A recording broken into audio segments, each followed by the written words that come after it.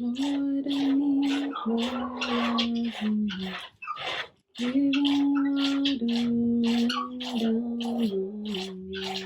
If you don't believe spiritual warfare is real, then maybe you haven't fasted or decided to make that really big and deep commitment into knowing Jesus more and learning and wanting to serve him more and more. I am hungry. I am hungry. I am hungry for more of you. There's a reel floating around on Instagram that it's something like, somebody says, you don't find that a little suspicious? And for several that I've seen, the text on it says something like, when you decide to follow Jesus more and Satan hits you hard. You don't find that a little suspicious? But as soon as the body touched Elisha's bones, the dead man revived and jumped to his feet. Talk to me.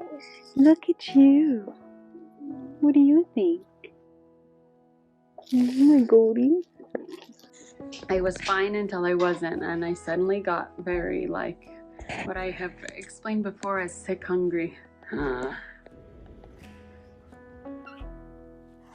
Today I'm doing a full fast. So this month is not worked out like I planned it to. Nothing has gone like it should have. We've had a lot of spiritual battles that manifested in a lot of just physical things with our family, our animals, I guess emotionally, relationally, I'm telling ya. But today is a full fast day. There are things I've definitely learned this month. And I guess truly I believe that it prepared us for everything that was coming. Why? Don't be a stinker. So I really believe that it prepared us for what was coming in the month that we didn't know was coming. And, you know, I said in my very first video,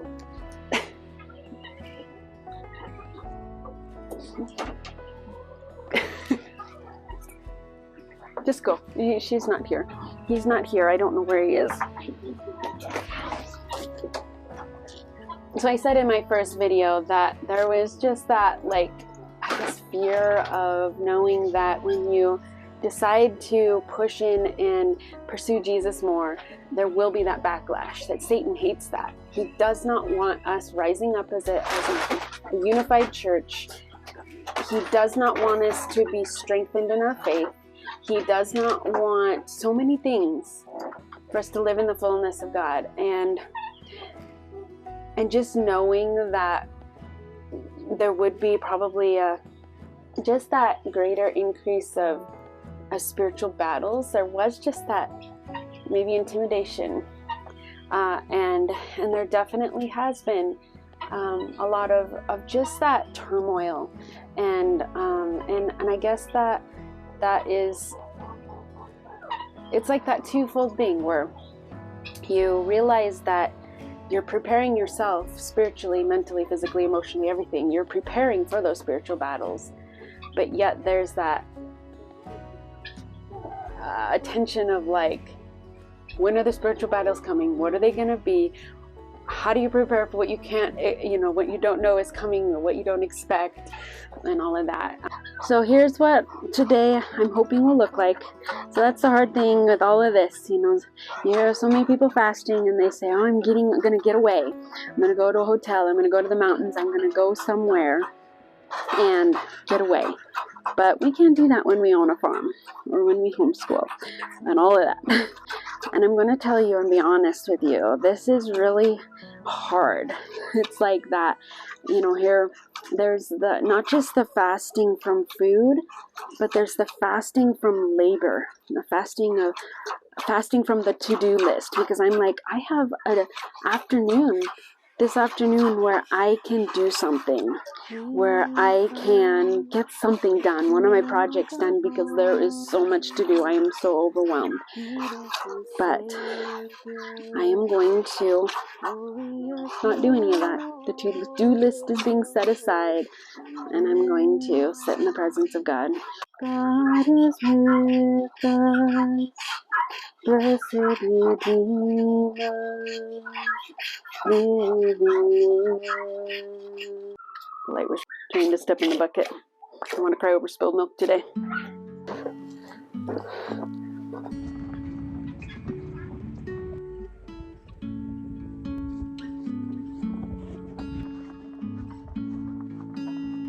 of the most effective defenses is camouflage. In addition to camouflage, many animals try to trick.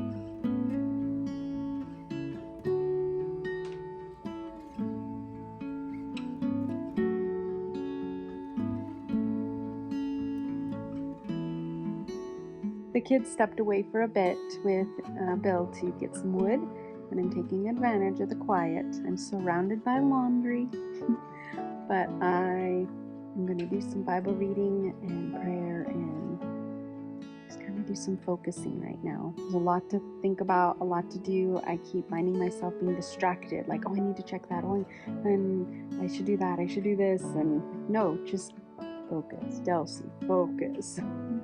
So it's definitely just I'm working on training my mind to do this. Okay, so this is so funny. I'm reading 2 Kings 13 and starting in verse 20. Okay, so it says, Then Elisha died and was buried. Groups of Moabite raiders used to invade the land each spring. Once when some Israelites were burying a man, they spied a band of these raiders, so they hastily threw the corpse into the tomb of Elisha and fled.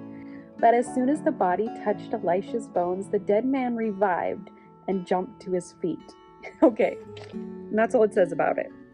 Okay, I need a complete story and history of who this man was, what happened when he came back alive, what he did afterwards, how long he lived after that, and what he did when he showed up and his friends who had left him and buried him. What did they say when they saw him? I need to know more. There's clearly a lot more to this story than right here. I can't wait to have all the stories finished and to be able to meet these people, and maybe by then when we're in heaven it won't matter. I don't know. But I just think, man, it'd be so neat to know the story, the rest of this story, and you just think about it. The power of God is amazing, and I think Kitty's joining me, and I just think we live in the resurrection power of Jesus, and that's what gives us our hope, our joy, our fruits of the Spirit. And I don't know. I mean, this man was thrown against Elisha and experienced resurrection. What can we experience when we live in his resurrection power? And I don't think that means everything is perfect and hunky-dory. But what does it mean that in our trials, in our problems, in our situations that aren't going like perfectly, how do we live with that resurrection power? That's something to think about.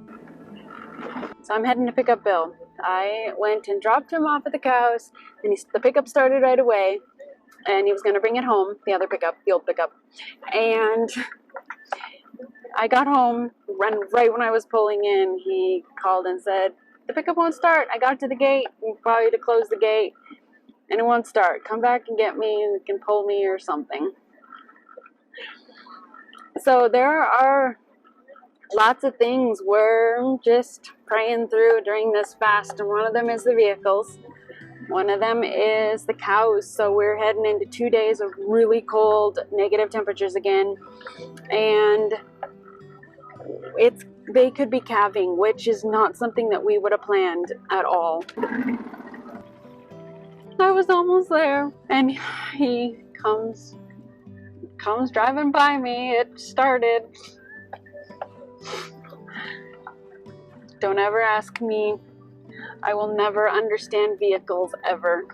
It is a bona fide little snowstorm we're having here. It's gonna be getting really cold. And the wind is whipping. Oh, goaties, it's cold, huh?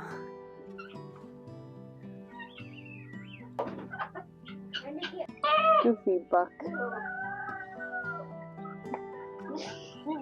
When I was roping Salta, when I was trying to rope her, she was in front of a fence, and that boy ran at the fence as hard as he could and ran right into it, like.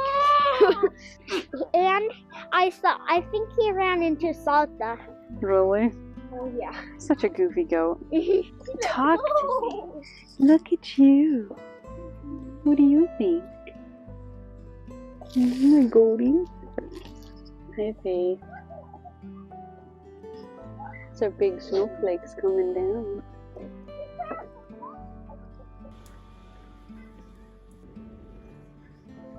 So what do you do when you're fasting? Well, I guess I make food. I mean, we make food every day, but it is odd to be not eating and making food. My kids are eating all in front of me. We've got some mozzarella going. I'm making some yogurt. And here is some crackers that I'm putting together. And then I was gonna make some breakfast cookies prepared for tomorrow. So here I am fasting, but I am making all this food, but it really makes me thankful.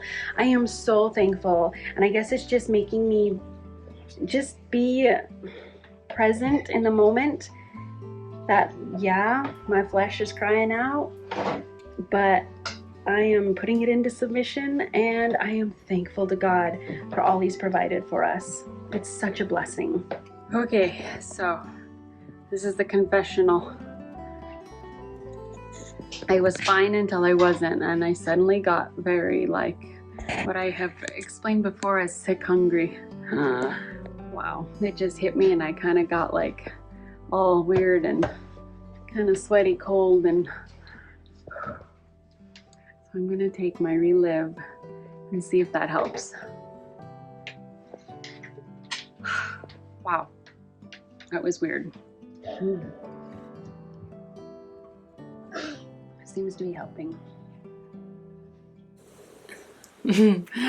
So we have reached 30 days, actually more, of fasting. And so for the majority of the month, we were intermittent fasting. So we were like training our bodies to take less food. And in that really, I don't know, I believe we both were diligently seeking God and reading our Bibles and thinking about Him. As far as the overall part of it, I don't know, it's not like the waters have parted and we walked across on dry land per se in any way, but I think there's been a lot of things that this month have occurred and happened that probably were stronger than we would have been, you know, spiritually and in our faith if we hadn't been fasting.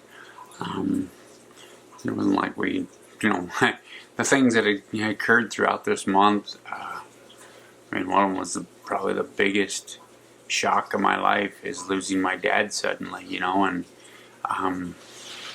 you know, I have a strong faith in Jesus even without fasting, but I think we would have been about 8-10 days into the fast when that occurred, and probably had prepared us for that. And then I was, you know, I'm the one that did the service and officiated it and stuff. And so I think with all of that fasting and really trying to draw closer to the Lord by denying ourselves a lot of the probably delicacies we normally eat.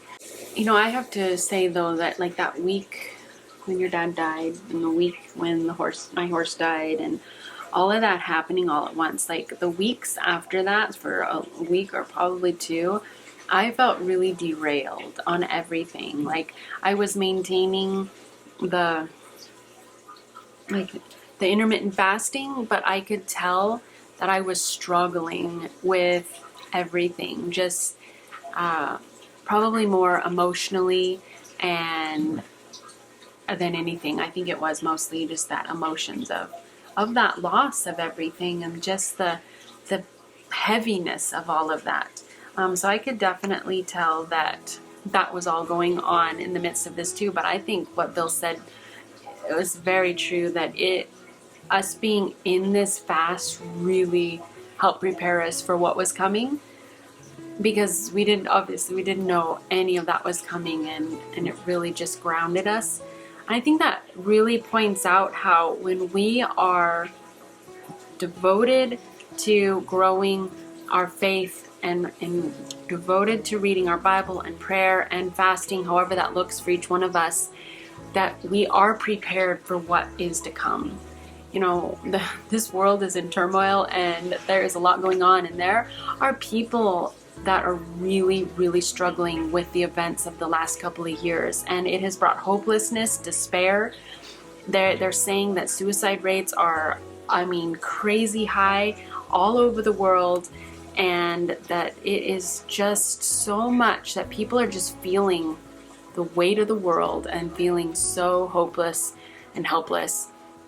But I really believe, though, that when we take action in our own lives of our spiritual life, our spiritual well-being, we realize that our hope doesn't come from anyone but Jesus, that our life here on earth has meaning because of Jesus, that everything we view and do and is flipped around in a way that Satan can't poke his arrows into us, saying that you mean nothing, your life has changed, and that means it's the end of the world, and that everything is awful, and you know, all the things that he can really shoot at us. That doesn't hit us the same way, because our focus is on Jesus and the reward that he has for us as faithful servants here on earth. And I just think for each one of us, wherever you're at in your walk with God, or whatever you're doing now, let that be your guide and your just what you're focusing on. That no matter what's going on, no matter what may come, that he is our compass, he is our lighthouse, he is our all in all, our everything, our refuge that we can run to, and he is sheltering us with his wings. And so I just think that that is something that really kind of came out of this very clearly for me. And I hope it has for you. And I just let us know. So if you have in the comments in previous videos said that you have joined us in fasting, please let us know below what came out of your fasting time, the struggles or the triumphs or the answered prayer. Let us know what those are, because we've been praying for you, and I just am excited to hear that. So what a month this has been. A good start, a crazy start, an unexpected start, all of the above start for this new year. But I believe that it'll be impacting the rest of this year as we go forward. So many blessings on you. Thank you for just joining us in this. I've so appreciated your comments, your love in the comments section. And we'll just, I guess, say goodbye for now, and we'll see you in that next video.